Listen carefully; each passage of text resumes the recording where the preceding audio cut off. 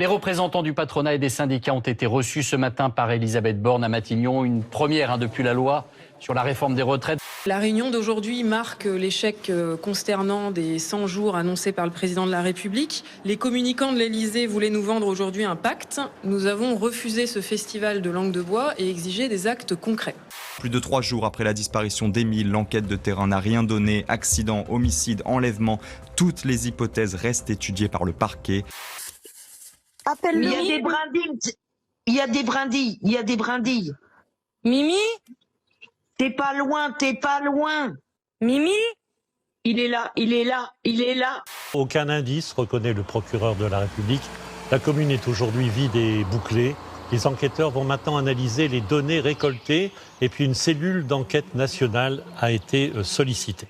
Chez les gendarmes, il y a une doctrine qui dit que on essaye au maximum de suivre ces pistes, même si ça s'avère être souvent une perte de temps, pour la simple et bonne raison que, parfois, il s'agit d'aveux déguisés sous l'excuse du paranormal. À Vieux-Condé, dans le Nord, l'homme de 72 ans, agressé devant chez lui, la semaine dernière a succombé à ses blessures. Il était sorti demander à des jeunes de faire moins de bruit lorsqu'il a été roué de coups par 3 d'entre eux. Les 3 mises en examen ne présentent aucun antécédent judiciaire. Les mineurs de 14 ans et 17 ans sont scolarisés et le jeune homme de 18 ans aurait quant à lui interrompu sa scolarité en classe de première. L'ensemble des intéressés semble avoir manifesté en l'état des regrets.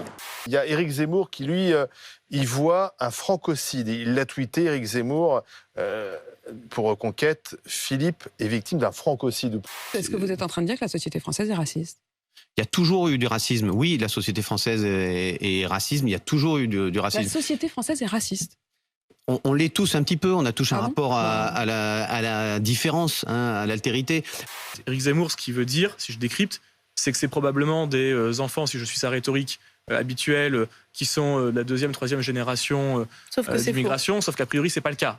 Au-delà de la douleur qu'on ressent tous pour lui, ses proches, sa famille, ça atteste aussi de cette ultra-violence, de cette violence décomplexée contre laquelle nous devons lutter avec détermination et nous le faisons.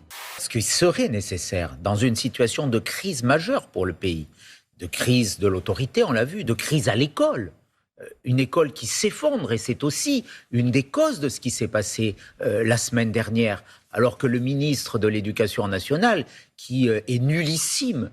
L'idée de la mise en place d'un dispositif exceptionnel, puisqu'il s'appuiera pour les 13 et 14 juillet sur 130 000 policiers et gendarmes agents du ministère de l'Intérieur, dont 45 000 chaque soir, spécialement équipés et organisés pour procéder à la lutte contre les violences urbaines, selon les mêmes modus operandi que pendant les 4 jours d'émeute, c'est-à-dire que nous mobiliserons le RAID, le GIGN, la BRI.